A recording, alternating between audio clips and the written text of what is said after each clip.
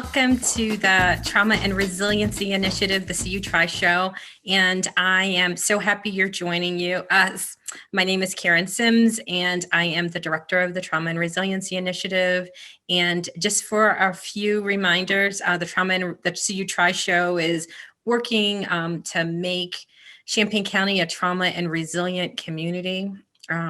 And also the views of and opinions of the guest are their own. Clearly, I'm nervous. I never trip up this much. But I am so fortunate today to have Rhonda Bayless for the Center for Wellness for Urban Women with us today. Siwoo is in Indianapolis, and I will let her introduce herself, tell us all about herself, and we'll just begin this dialogue. But I am like fangirling and very excited to have her. So. Well, thank you. I am so excited and geeked as well. Like Karen said, my name is Rhonda Bayless, Executive Director of the Center for Wellness for Urban Women here in Indianapolis, Indiana.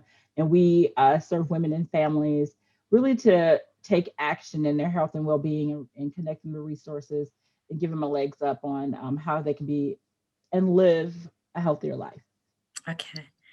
So I'm gonna, because I know you, you've been doing this work, and no one will believe this, but you have been doing this work for a minute, air quotes, right? So tell me how long have you been working, or can you give us the roundabout view of how long you've been working to address the needs of women and why that is a priority?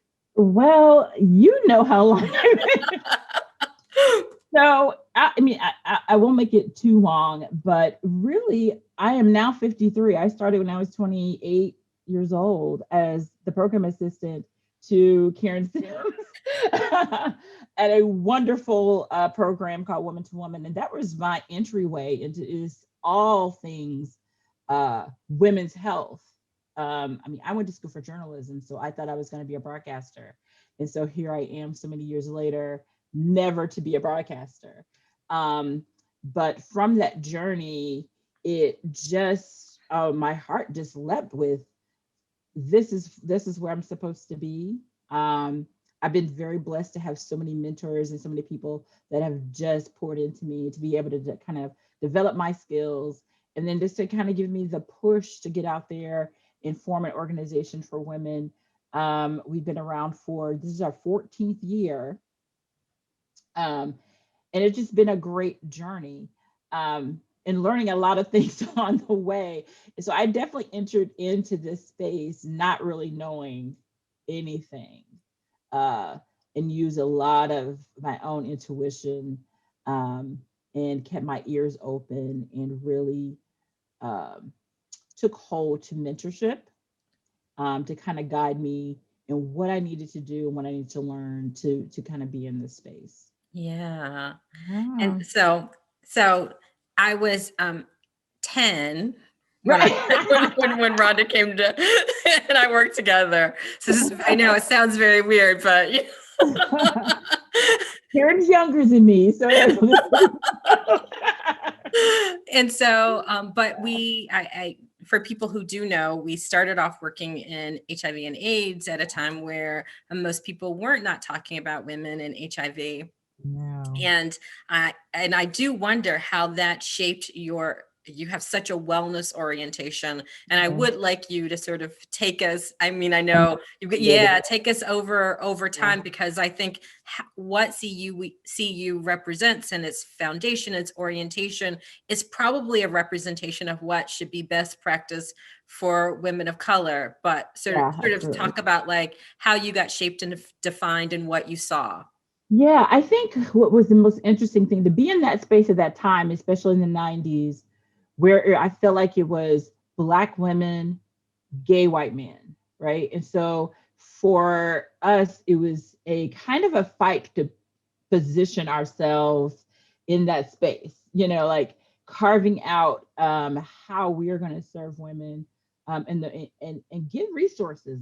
That was also the big thing of how we're going to, fight the powers that be to be able to carve out the services that we needed. So I think what happened with me was, as I was doing the work, and you know, HIV has very clearly defined evidence-based models, right? Like this is how you need to do it, and that's great and that's fine, and we did do those things.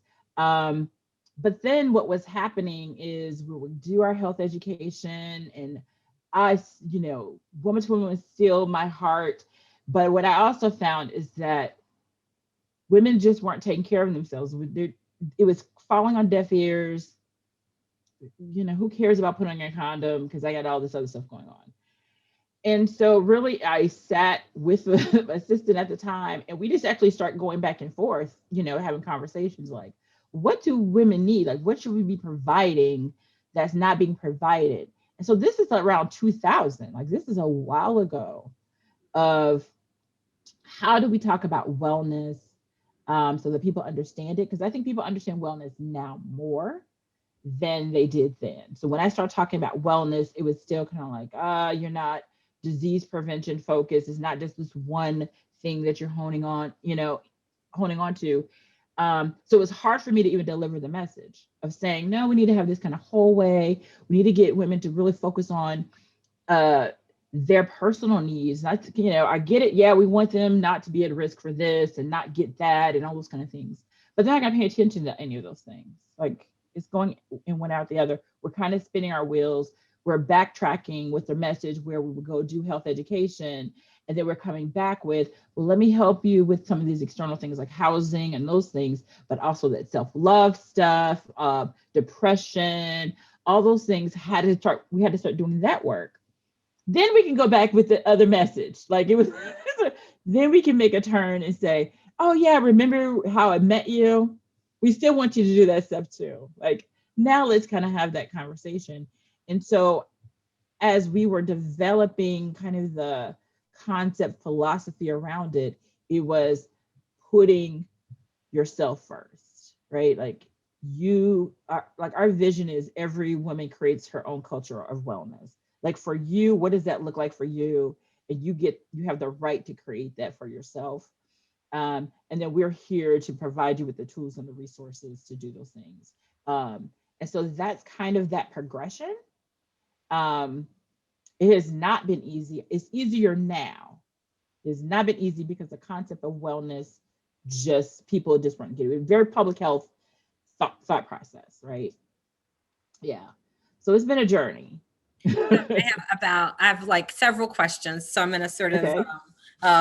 unpack them. But I will start off with just, you know, people use the phrase representation matters. And when we started off doing HIV and AIDS work, I was thinking this morning, I woke up and remember not only were the needs of Black women or women of color really marginalized. Remember, we had like the small office space in the basement. Like we had Right. one small little like corner office that we Yep. shared, and everybody else had the rest of the building. Yeah. Yep. And so I always thought about how, and we had to wait for like everybody to clear out the building in order for us to have space to have meetings. We had to meet on weekends. And I think even from the beginning about how frequently that is reflective of Black women's experience Yeah. around getting care, around being seen, around being heard. Yeah. And then, you know, from, you know, fighting for just, I mean, the reason why, right, we were a small corner office in the basement was that people didn't even see Black women's needs showing up, and you know, No. everything that was designed in the system was not designed with, you know, the needs of women who had kids, Yeah. partnerships, Yeah. and those kinds of things. It was sort of this sort of individualistic approach that Right. didn't see women, and you know, so again, we think about representation, but it Yeah. took easily what, 10, 12 years for women to even fully have a seat at the table. And I know when I look at, I'm going to shift it back to current, but when I look Uh-huh. at like HIV and AIDS now, women aren't represented, right? Like again, we're right back to the same Oh, period of same. time where Yeah. women aren't seen and aren't being Yeah. heard. I keep waiting for, because of opioids, I keep waiting for women's needs to be prioritized, because we know that there's, right, definitely a, Right. Yeah. Yes. to all of that. And I think I think that's been my professional journey though. Like I've had been in these situations where I am the advocate. I walk in the room knowing that I have to have that conversation at that table, not just for myself or but for some of those other smaller programs, organizations, and individuals who also are looking to do some of the same work. And so it's challenging all elements of the system. I mean, I've had conversations with funders, of saying, you you come to me for my brain, but you won't give me money, right? Like you want to know what's happening with Black women and all this stuff. And, right now, God bless racial equity work and all that. But I feel like I've been here before. And I've said this to people, like, I've been here before. So, but it's some of those kind of things that are happening. So it's always about this creating the new space, it seems like, and what's that look like. And even in the HIV days, is always still this fight of, even internally, I just remember having conversations about health insurance because they didn't carry dependents because nobody was thinking about women, period. So a family or the family thing, right? And I was like, well, why aren't you guys thinking about family? Because, like you said, it was a very singular kind of thought process. And here I was, single mother with a child going, I need health insurance. What are you guys thinking about? And being kind of shooed away, like, figure that out. So I think it's a continuous thing that I still today um, have to fight. And I say fight intentionally. Like it's frustrating in a fight to say that we matter, and we need to be funded into addressing these things. So, I don't do a whole lot of panels and all these things because I think that doesn't necessarily get me the resources sometimes to do what I need to do, right? It's like like I said, you want my voice or you want the sweet words, but I'm here to do the work and I need you to recognize that, So I think that's been the hard space for me is I need you to fund us doing this. I need you to back it up and not just say, well, we're here to help, equity, equity, equity. Equity, equity. It's okay, well, give me some money or No, help me with I resources. got you. So I want to invite people if you happen to have questions, but I know one of the questions that people might want to ask, and we'll get to COVID sort of midway, but Yeah, right in this moment, when we think about Black women's wellness across the board, yeah. what is it that you think Black women need that people aren't aware of or don't tend to think about? Yeah, how is what is Black women's wellness? Ooh, that's good, Karen. What is Black women's wellness? That goes into so many different elements. I don't even know how to put it into words. I think, and I'll put it in relationship to COVID even.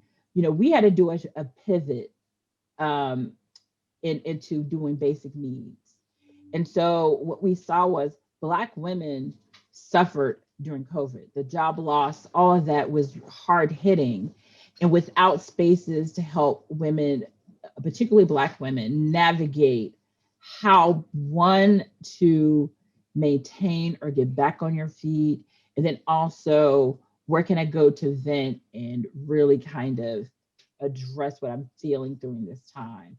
So that isolation and that disconnect, because we are, we're social folks, and that's why you see people saying, "Forget it, I'm still going to go out and do what I need to do."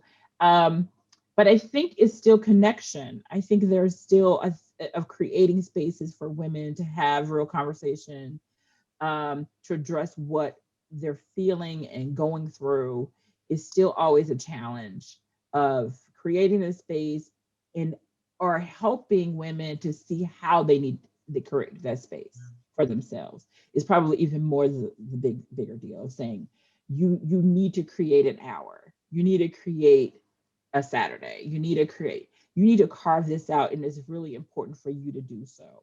That has always been the challenge. um, no matter what the economic background or whatever, it's still that thing that we don't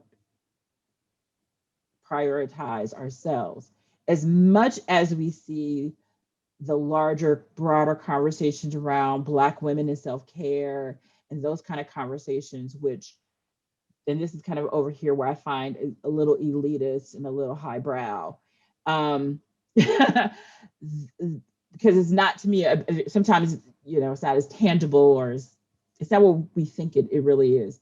But really talking about true self-care in the terms of self-love, and then how you're addressing the lack of self-love that comes about. So all the stigma, all of the stuff is still there, no matter how fluffy we talk about Black self-care, now the cutesy stuff. I mean, I'm not trying to be, No. but you know what I mean? It's very fluffy. Women are still very challenged. Black women are still very challenged in how they feel about themselves, how they feel, disconnected, and the lack of resources and providers, etc., who really understand Black women's needs. Yeah. Yeah. So I think it's all of that. And like I said, I'm not dissing. I love to see all the Black providers and all this stuff. But I do think sometimes there's another side of it where I kind of just gonna go, that looks really fluffy. So, Um, yeah. Yeah. No, you know the what I mean? metaphor I use is right. So I think a lot of times when we think about trauma and adversity, people think, I want to improve your coping skills, right? Like, so Yeah. you breathing and regulation and blah, blah, blah. Like, I get, and I was like, Yeah. and to me, the other part about being trauma informed or being trauma specific is that I want to remove the threat, right? Like, I don't want Right. you to learn to meditate through it or breathe deeply. I just Right. actually want you to take away, the lions, the Exactly. tigers, and bears. Bears. Right? Like, I just Exactly. like, how about remove some threats and make sure that I have like peace and I can Exactly. come home and be safe and Yeah. not be, subject to like racialized violence or Right. domestic violence or physical violence or sexual assault or like Exactly. all or economic insecurity or not have to take care of myself and my 15 family members because there's the black tax, right? Like, There how you about go. like we just That give me more stuff. support, right? And Yeah. then because I don't That. want you regulated well through that. I actually want Right. you to feel like that doesn't feel good Yeah. and it should not be that way. Yeah. And And I I was need to change this. like, What? How do I change this? Like, yeah, like that should prompt the change, right? And so, like I said, I get it. Like I said, I love the providers that we work with and the Black women that are doing great health and wellness services and all those kind of things. Um, and maybe that's not their thing. Like, they're there to do the yoga, and I'm just here to do the yoga and the other stuff. That's why you're there, Rhonda, right? But I just think that we need to have that. You need to know that if you're the folks you're coming for, you want to come in the door for the services, are coming in with all of this stuff to unpack. And yeah, so some of that has to be a part of the way that you deliver your services or have an understanding and all that kind of stuff. And so I think that that's a part of what we want. Like, we changed our tag to wellness for everyone. And so it's not just this select group of folks, or we're not making judgments about what self-care looks like. Because I feel like, our sister girls who get their nails and hair done that's so sometimes fair. Oh, absolutely. get criticized, get criticized. I'm like, well, what's the difference between when they do it and you do it? So it's kind of within our own I know community, you though. use natural products and Yeah. have a weave and somehow Yeah. the natural hair care. Is better. And yeah, your nails are this long and mine are this long. And so, ooh, and so all that stuff we have to figure that out within our community as well, because it is a disservice, because that is self-care. And I'm going to promote that. I'm going to say you're allowed to take that space and that time, and you get to laugh loud, and you get to do that. You get to do all of those things, and it is okay. But I'm with you. It's like, what is at the heart of it all? And that is really what, I want to do, and what I'm I'm hoping as an organization that we get to do.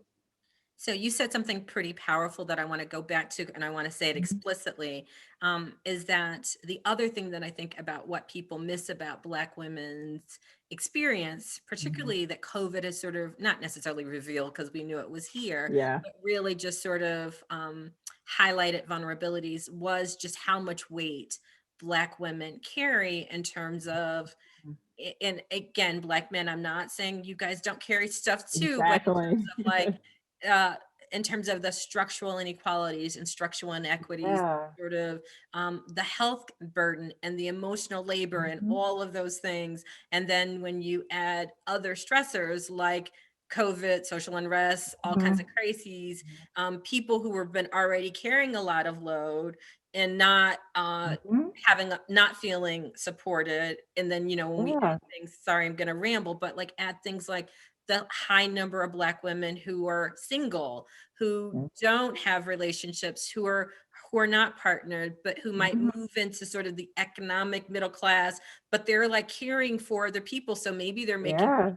$60,000, but they're taking care of the grandmama, the auntie, the whatever. Yeah. And we just don't have social programs or policies that Mhm. acknowledge just the, again, So physical labor and yeah. emotional labor. And Mhm. so, because sometimes even when people talk about the unemployment rate, I almost always hear people talk about men or men's jobs, like, and then they might say, yeah, 70% of the people who lost jobs under COVID were women, and that's sort of like the byline, and no one Yeah. really like then sits and elevates those voices or really Right. shows that those were women who lost jobs, also have been doing homeschooling and running errands Right. and Right. no one Yeah. really, is hearing them and seeing them and thinking about the complexity of their needs. Because I Yeah. imagine that we would have redone most of our responses, and I would like your feedback, if we really were thinking about the needs of Black women and women of color. Most of what we did this year, we would have done differently. It has been an eye opener, and it shouldn't have been an eye opener. I'll say it shouldn't have been an opener. Now, maybe I knew things in theory, the things that were happening, but I think, it's really interesting. I just was talking to my chiropractor about this today. Um, I was talking to him about system navigation and navigating the system and the toll it takes on you to do it. And with COVID and having this, like I said, this new group of people, never to have navigated, um, has been interesting to kind of watch and saying, as we started paying bills for folks and having conversations and, ending it with, what else can I do for you? And Mhm. the look on their faces like, what? Like, I'm just here to get this, no, no, no, no. What else? What else do you need? Like, how is your house? How, are you safe where you stay? What else is happening? This is not just about me handing you a check. This is about that whole thing that's happening. Please still come to the coloring thing, or please come to the whatever. This is about you continuously figuring out how you can get out of this, and we be there in handhold. Um, like I said, I don't know. It just is eye opening on so many levels, and I think on some level, I think also being spoiled with the HIV community. Mm. Not gonna lie, the HIV community spoils you as far as care, right? I'm used to that, being in a building where everybody can come in, everybody get all the stuff they want, and everybody's like, here's your housing, here's your this, here's your that, here's your food, and walk out the door. And so, Black women don't have that, you know. And I'm hoping to get there. I'm hoping to that's what we can, like, who we can be. And that's why let me take on this particular area and see what we can do. And then how do we layer all the wellness conversations and mental health and all this other stuff in there.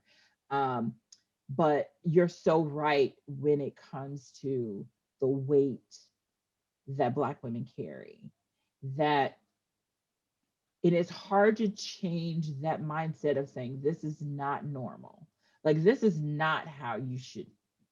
live. Yeah. Like this is, the expectation isn't that you become 40 and the world is on your shoulder, and then wonder why health is what it is, right? Like, so that's another thing of having conversations with public health folks, and there's reasons why these health disparities are the way they are. um that's not just personal responsibility. And yes, now we're, like I said, we're getting into, like I said, that's where I know Social people are determinants getting of to the, health. those words. I love the words and how they change, and so now, yeah, social determinants of health, and um yes, all that is true, and all that is true, and all that is true. But we could talk about it. But if we don't see system changes, and I don't see system changes happening fast enough, it's still going to be social determinants of health. Like it's always been, always have been that, and it will continue to be. If we don't really look at how, if we don't get these different entities, like the work that you do and the work that I do, if they're not some kind of interconnected, where we're wrapping around a person, a family, a community, and we're really trying to, it's this kind of, I don't know. I just seem like it's just going to keep. So I just had an epiphany, and it's weird because, right, we've been doing this work and we've known each other Right. for forever. But I do wonder, and people who don't know HIV and AIDS and or the history, I Yeah. do wonder if part of what we got a chance to experience was the power of when people who are most impacted by an issue create and design a system that works for them. Because if you Oh, don't know the history of HIV and AIDS, the yeah. reason why the Yeah. programs, most of the organizations, most of the programs, most of the Mhm. services, the service array, the Yeah. funding, the whole advocacy piece Yeah. existed because people who were impacted said, we're going to either fund, create, um, Right. influence, shape, define the policies, the laws. And I was Yeah. like, so of course it is this comprehensive array of services and supports that really, because they were designed with the For people in mind, yes. right? Like, Yes. and so, I mean, that's been the struggle in HIV is that as the demographics change and the Mhm. populations change, it's not always the perfect match because it Right. was a system designed by people who were most impacted, who funded, invested, and Yeah. advocated. And imagine, I mean, like we could co-create for a second. Imagine if we Yeah. were designing a healthcare system, or not even a healthcare system, because we're talking a wellness system Yeah. to support the needs of Black women or women of color, because it would be designed differently. It Yeah. would be family centered. It Absolutely. would be community based. It would be holistic. It would be Yeah. mind, body, soul. It Yeah. would be a way to build Absolutely. relationships. It would not be an individualistic model. Like it would just be so different. Yeah. And it would not be one where we have to fight. Because, right, I was thinking parenthetically, we could talk about this. I mean, one of the things that, people have mentioned to me the story about the doctor from IU, but Yeah. one of the things, and that I hope we can talk about, but one of the things that I know as a woman of color, as a Black woman navigating healthcare, is that it's always a fight. Right. So Always. we can talk about it. Like, so I Always. have an Yeah. autoimmune disorder that I've struggled with, and Mhm. I've developed some new symptoms. So I'm an informed person, so I researched, and I was like, and I got stomach aches, and was writing people. I was like, I'm gonna have to go in and fight with my rheumatologist because I think that this Mhm. is a better diagnosis. And when I go in, and I was like, I know I'm gonna go in, and she's gonna act like I don't know what I'm doing, that I'm not Yeah. informed, that it's gonna be this big debate. And that I don't know, like that I hadn't done my research, Yeah. that I don't know how to read a medical journal, that I don't know how to find information. Yeah. And I know she's going to be like, I'm a rheumatologist. So I've gone, I know what I but know. right, Yeah. right. And so, but I was like, and sure enough, when I went in, she was dismissive. She recommended tests that, again, all the research said that Black women don't have. And so when Mhm. it came back negative, I wanted to say, I could have told you it come back negative because fewer than 25% of women, Black women, ever turn up positive for this test. But I was like, if I know me, well read, well researched, Yeah. like making time to Imagine. go fight with my doctor to get good Yeah. care. if I'm a mom managing 3 kids and you Yeah. know, a partner and a Yeah. grandma and whatever, like who wants to like constantly be in like fight mode when you're trying to get care? Yeah. Yeah. And it's, you know, we've been pushing on social media, you know, we need to stop medical racism and violence against Black women. And, you know, it's trying to get some media partners around it. And Say that it's again not, so that people can hear. we were trying to, you know, really, we've been pushing, you know, medical racism and violence, you know, Mm, against Black women and talking, having those kind of conversations and capturing stories. And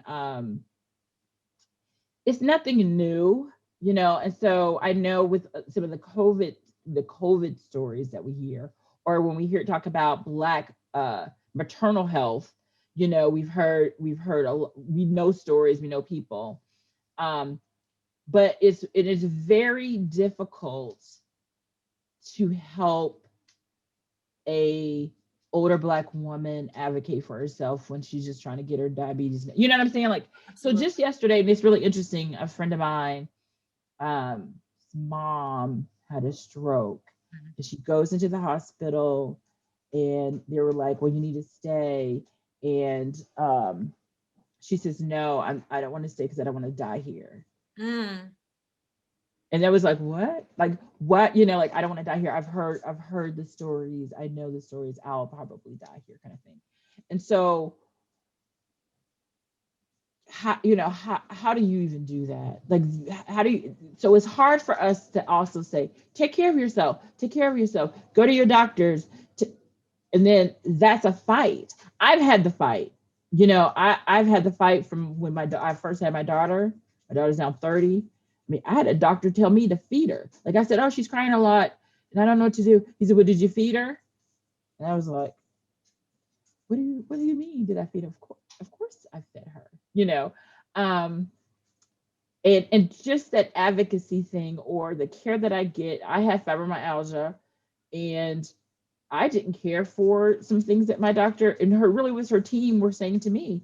And but because they know of the organization that I have, and I know who they know, oh, I had physical therapy, I had a dietitian, excuse me, I had all these things. Shouldn't take that though. You know, it shouldn't take that. And unfortunately, that is what I'm talking about. We have to, if we have power position, if we have a voice holding people accountable. I'm not, Black Lives Matter banners on your websites and all that stuff that we saw organizations doing. And I'm sorry, that's what frustrated me so badly, that because I'm like, from institutions that historically have not served Black people well, to now make a statement and still not seeing any systemic changes happening. We're still talking about a doctor dying like, whose voice was not heard. It is very frustrating. And it is kind of like, well, what do we tell that woman with the couple of kids going in and just trying to make it? It ain't her fault. It ain't her fault. She said, you know what? That was a bad experience. I can't even trust you with that information. I'm gonna go home and make do what I can do. Is set up in that kind of way, from the local clinic all the way up to the healthcare executive making these decisions. It is a system that needs a complete change. And I do hope that with all the conversation around racial equity and health equity, and I know I'm like, I just feel like I've been through cultural competency, diversity, inclusion. Like, we go through these stages, and you kind of go, okay, well, oh, here we go again. Okay, let's go. But if we don't have the voice, or open our mouths and really push for change, I don't know if it's going to change. And so I think what you were saying when we're talking about the HIV community and what was happening in the 80s and 90s, that kind of has to happen around stuff now. What did happen there was just the people who were most impacted created a system for themselves. Yeah. Yeah, and so it is us coming to the table saying, no, we demand it, fund it, support it. This is how this is gonna. And it's interesting. I just only recently was on a group and we were talking. I don't know, talking about some kind of policy thing. And I was like, well, why don't we have the people who actually impacted by this sitting here talking to us? I actually just did that of saying, well, should we have the mother here, a mother here or whomever, and you don't see that. Whereas I would say in HIV is required Oh, absolutely. to have consumer voice around money and funding. You don't have that in any other community where the person who is most impacted gets to sit at the table and have conversation and share their stories and be a part of decision making. And that is just really important to how we do this work. And like I said, when I bring myself to a table and there, and I do bring Black single mama, I bring, hey, chronic illness, disability. I'm bringing now 53, like all of those things are coming with me. Like I need you to see all of these things.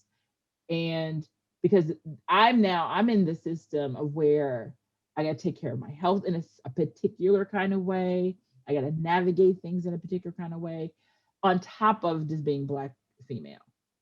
Right. And so I have to always have that in my thought. And like I said, that's unfortunate because I don't think my white counterparts do that. Yeah. They don't have to do that. They can sit at the table. I got to go, nope, everybody's got to come with me. Oh, absolutely. Yeah.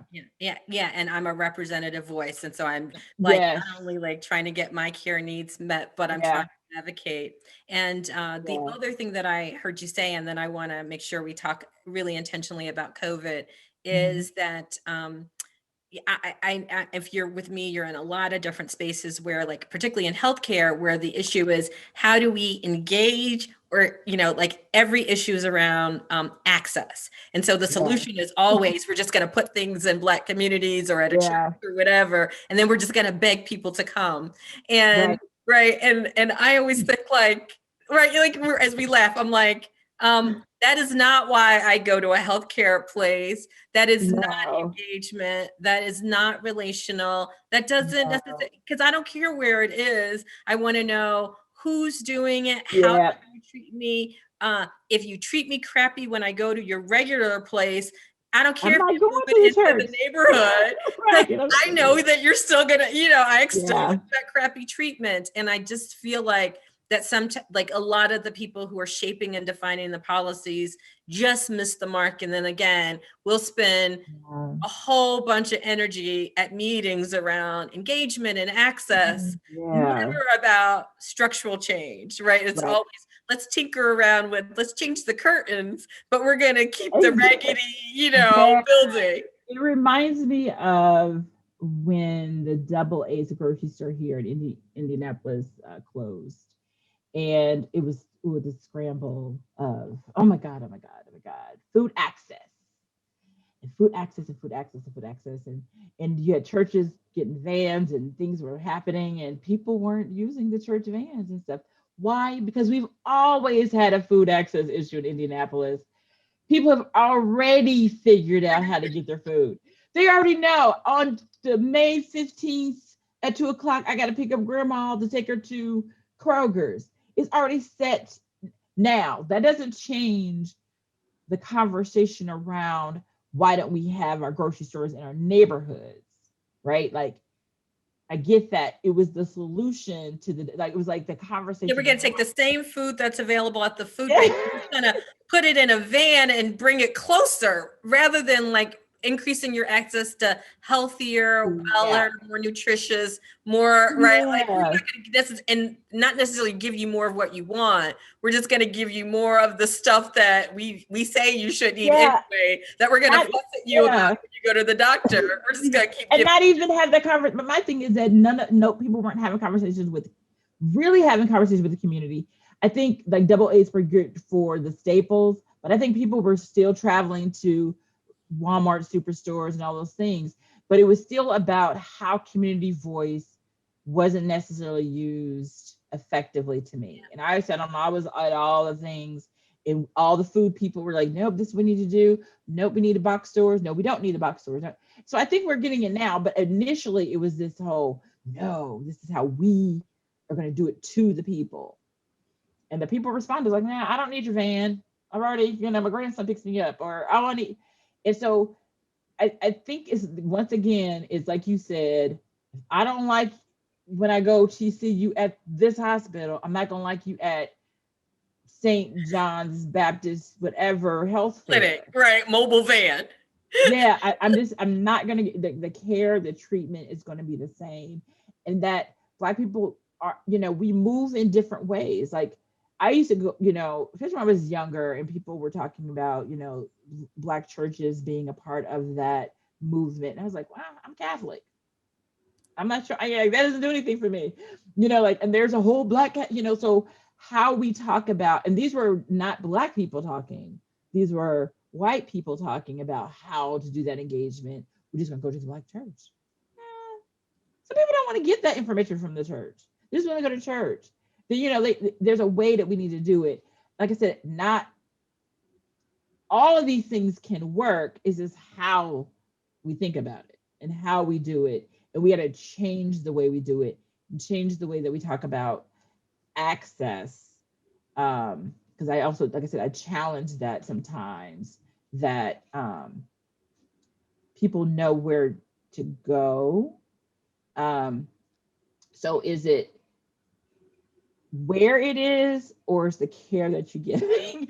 You know what I mean? Like you said, if you bring in your mobile unit and you still treat me as crappy as you did at whatever, it doesn't matter. So I maybe double talking a little bit, but because I do think access is important, but I think it's the way that you do it and the way that it's being done and the way the conversation about, like you said, engagement is about, yeah. Because sometimes I don't think it's as tricky as people think it is. Yeah. It's not, no, it's just, Yeah, right, it's that magical. include my voice, listen to me, Yeah, show me that you care, exactly. It's be not a empathetic, magical thing that take can my happen. pain into consideration. We know this from sales, but I do want to make sure we talk about COVID, right? Like if I have Yeah, a bad yeah. experience, I'm gonna tell 10 people. If you treat Right. me well, right? Like, so Same thing. if I have bad experience, and if I'm a Black woman, not only am Yeah, I'm in a relationship, I'm a gatekeeper for multiple yeah, relationships. So my bad experience will have reverberations throughout yeah. multiple family systems and friendships, right? Absolutely. Because Yep, it's just the yep. nature. I'm gonna tell I don't know them. why don't we think about that in like human services or health services. We It's just the act like same it's a different process. thing. It's the same thing. I was That's like, why you if have we're out of business, I'd know that, right? yeah, like it's the same thing. When you find good service, that's why we go to Dr. Jones, because he's gonna take care. It's the same things. When you have bad experiences with people, people talk, and it's no different. And if you just care for people, love on people, and treat people the way, and like I said, yeah, we know. I mean, there's so much misinformation. I was just with an intern, and I was having her look up, just some data around Black women, and I think it was obesity or mental health, one of those local data. And she was like, "Well, I can't really find any local data." I was like, There is. "Yeah." And so the conversation kind of moved on into, yeah, I said, "Well, we're not a part of those kind of conversations, right?" I said, "We're still battling that they think, we don't have pain." And this was a young, this is a young white, young woman. And she was like, "What are you talking about?" I said, "No, that's the real thing. That's a Google search. Go Google it." And she Googled while we were on a Zoom, and she was like, "Oh my God." It's like, so that is what happens when people are walking into a doctor's office. Yeah. And they said, "I'm in pain." They're saying, "No, you're not. You don't." Or, "Let me twist your arm harder." Like, even you said, "Ouch, no, you don't feel pain," or, "I'm not going to give you pain meds," or you're in all that. So it's all, we're expecting a lot from an individual to make these sweeping health decisions for themselves or wellness decisions for themselves when we have a system that is so just jacked up, and so you have to even applaud those folks who just can able to make a few steps forward sometimes, because it's just very difficult. Yeah. Yeah, and it's difficult. So I'm looking at the time, and I Yeah. think you hinted at COVID and mental health, but I do Yeah. sort of want us to think about the COVID healthcare piece, right? With, I'm sure people are curious about both vaccine and moving forward and all of that. So, what Yeah. have like, what have you seen? What are you aware of? And do you have thoughts about like what you would be designing different if we were trying to make sure that Black women's health needs were at the fore of moving forward through this next phase of COVID? Yeah. So what I know, what I think I know, um, how we at first approached COVID when it hit last year was very much just what can we do in the community, right? So um help, partnering with agencies and getting people fed. And then we were like, hey, let's get some of this COVID dollars to help people pay bills. And then it was like, well, social isolation was kicking in at all levels, especially for our older, seniors. And so we started looking at social capital and connection because that seemed to be the biggest issue, right? Like it was really still people were missing that. And so we had a partnership, and we still have a partnership with United Way, and we were working with their families. And so really working with the agencies to still foster connection Mm. even via Zoom, right? Like how can we make this medium fun, interactive, and still a connective space? And so we were able to do that through a series of different kind of programs and stuff last year, and we're still doing it now. And we're really looking at what is this experience? How can I connect with you and you still across, come away like, oh yeah, okay, Yeah. I feel still, even though it's a camera or whatever. And so that's one thing that we're really taking hard looks at, because I do think that connection, and that's like I said, that's why people are still at the club with no mask and still doing it. It really is about, I just need to be with people and still have fun and still enjoy. Um, but we have to be smart about COVID is killing us, you know or people also, I don't think the information about what COVID does to you, even if you survive COVID, Yep. Not is there. not getting out there, that people's whole respiratory systems have been changed. And you Long-term didn't have. depression. Yeah. Yes, it's all kind of stuff is happening. And I think getting that information out, I almost do feel like it's kind of that HIV thing of, I'm always saying like, what information can we get to people? Yeah. Because I don't think people have information about COVID. I don't think people have information about the vaccine. I'm pro-vaccine, but I absolutely get why people are not pro-vaccine. Absolutely. You know what I mean? I understand it. I'm like, I get it. I think it's a choice that you have to make. Um, but I do think that's one thing. I mean, I see it akin to the flu shot and things like that. Um, we're going to have to change the way that we interact with people, and the way that we do our programming, and the way that we can keep people safe and secure while we're doing some of this work. And so even, and what is interesting, I also see some health providers. I'm like, do you do health? You're doing health, but you're not doing health because you're still doing your classes without masks and things like that. Um, so we have to pivot, I think, Yeah. to how are people feeling? Yeah. You know what I mean? It's like, just how do you feel at Yeah. this moment? How's your mental health doing? Are you able to still connect with your providers, and um, you know how to get where you need to get to. Um, so for us, like I said, it's really us. We did a pivot, and we're still pivoting even more Mm. around navigation, but I think around this social isolation, and then how do we turn that into social capital, and how we share that connection, and getting resources people is kind of the big thing for us. No, I hear that. And I Yeah. think, sort of going back, I feel like I want us to go back to HIV and AIDS, but one of the things I think you and I realized is that until women saw themselves as valuable, and we communicate so many different ways around, are you Yeah. valuable? Are you lovable? Are you worth taking Yeah. care of? Do you matter? And Yep. we can message all day long about prevention and health and wellness, but Yeah. what we communicate about how much we value makes a Yeah. difference if you take us seriously, because Absolutely. I am not going to make time for a vaccine, hypothetically, Yep. Yep. if I believe like there's a caveat, like you can only get the vaccine if Absolutely. you're willing to show up in the building. Yeah. Because then I feel Yep. like it's a setup. Because if you really Yep. were concerned about my health, then it wouldn't matter if I'd be willing to come in. Yep. Because you don't know if I'm taking care of an elderly relative or my Absolutely. house or Yeah. has COPD. You don't know what's going on. But then when you have Yeah. all those stipulations, you've set up a pattern. I remember Yep. when I heard the stats that, and again, this is not because I think anybody has ill intent, but when you design a system, right, people are like, let's have equity. Most of the people who are 75 and older who've gotten vaccinated are white women, right? Like, and I was like, of course, Mhm. because Black women aren't in congregate care facilities. And if you wanted No. to reach Black seniors, you would Yeah. start it off in people's homes. Yep.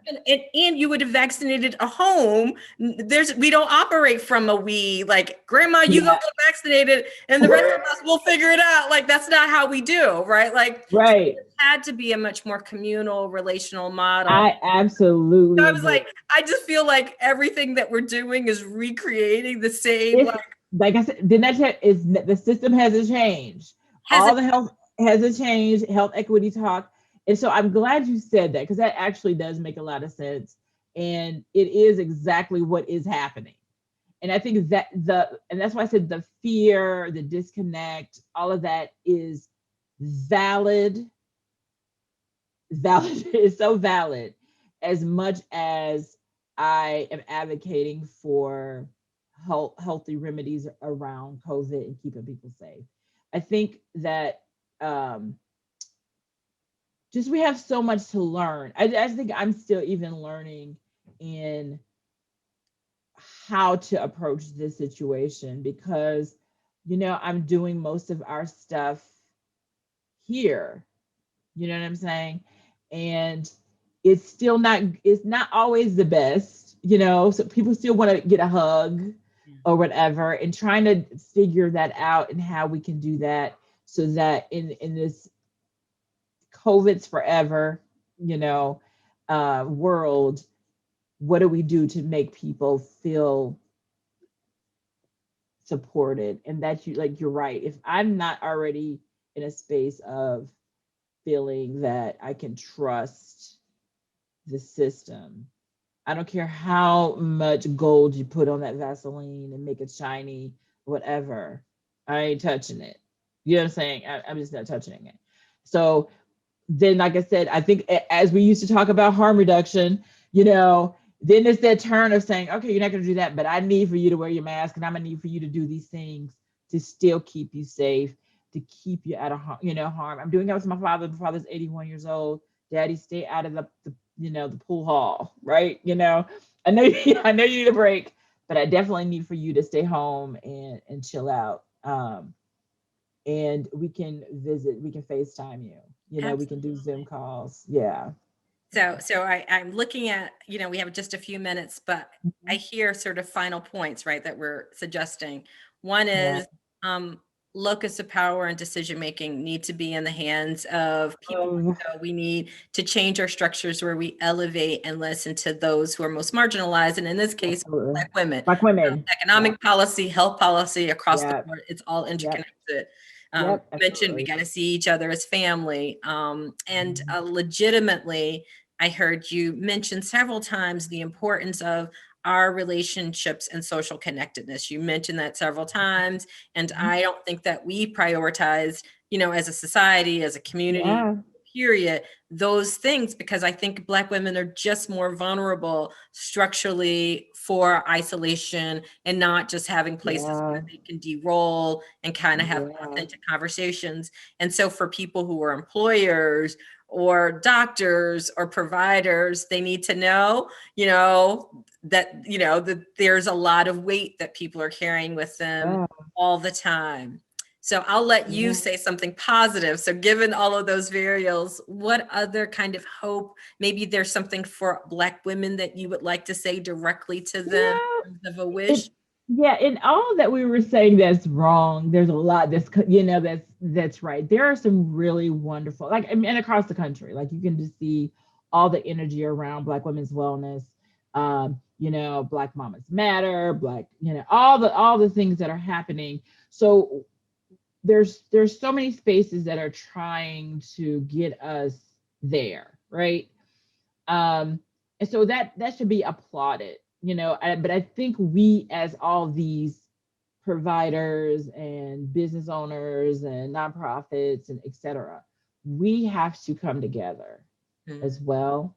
And we have to have some good synergy and have conversations about, okay, how are we going to take over the city and do this work in the way that we do this work, right? Like, I'm doing it this way, you doing it that way. Okay, let's come together and, not work in silos. We have to kind of figure out our network, that it's not just about I'm doing an event, you're doing an event, but it's strategy, it's outcomes, is moving, and changing systems, and challenging systems as a unit. I think that is something that has really just been on my brain, and I just hope that we can do that. Like, I know we got good things Oh, happening. you are so inspiring. Kathy, people don't know, but we used to work with another woman, Kathy Archie Morgan, who often Oh said, yeah. write the book about lessons from our HIV and AIDS days. But even that, because I'm thinking we never had an event where all the agencies that were doing HIV weren't working together. Like everything, I've said even that. fundraisers Yeah. were And done we can hate collaboratively. each other. We Yes. never did, like I was thinking like we'd all support each other. So we'd advertise your Yes. stuff, we'd fundraise for you, you'd fundraise. It is And there was so no such thing true. as you have your march on And Tuesday I and and I I do have my own my march Wednesday. on Thursday, and then we don't talk Yes. about it, and then we fight. As a matter of fact, it's like, nope, you do that very well, and we're going to celebrate and promote you. And Yes. this really well. And so I was like, we might really need to, because I was like, those That are is lessons so that we true. need to learn. It's a great lesson. And I've even told people, okay, coming out of the HIV world, I'm like, you guys don't know how to work with people you don't like. Like, I do that all the time. Like, Oh, all the time. We work with each other and we get things done and we move it. And I think that is a great lesson learned in how those organizations, when it comes for events and activities and fundraising, said, you know what, I don't care what we feel about each other. We got work to do. And that is what I'm really talking about. So we have work to do as Black women, and whatever pockets, if it's you have a check to write, or if you can come and do whatever, we got to really kind of figure out how we have that same synergy of be about the business of Black women's health, and that's it. You yeah. know, yeah. So that's the meeting of the minds. I love that. And please check out Rhonda's um, website, because it's phenomenal, and Facebook group. I mean, right, huge opportunity, huge audience, huge stuff. And so really prioritizing Black women's wellness and a vision for that, because I think you're right. Like, we just miss that collective vision about what it would mean for us to all do this together, to Yeah. be committed to the health and wellness of Black women. I Yeah. cannot Thank you believe so you and I have spent an hour together. It was absolutely lovely. much. Like, literally had to construct this, right, just so that I can see you. Miss you Yeah, I miss you so much too. I do. I just thank you for the opportunity to kind of have this conversation. No, it For was phenomenal. So thank you so much, and stay safe and well. All right, thank you. Okay, bye-bye. Bye.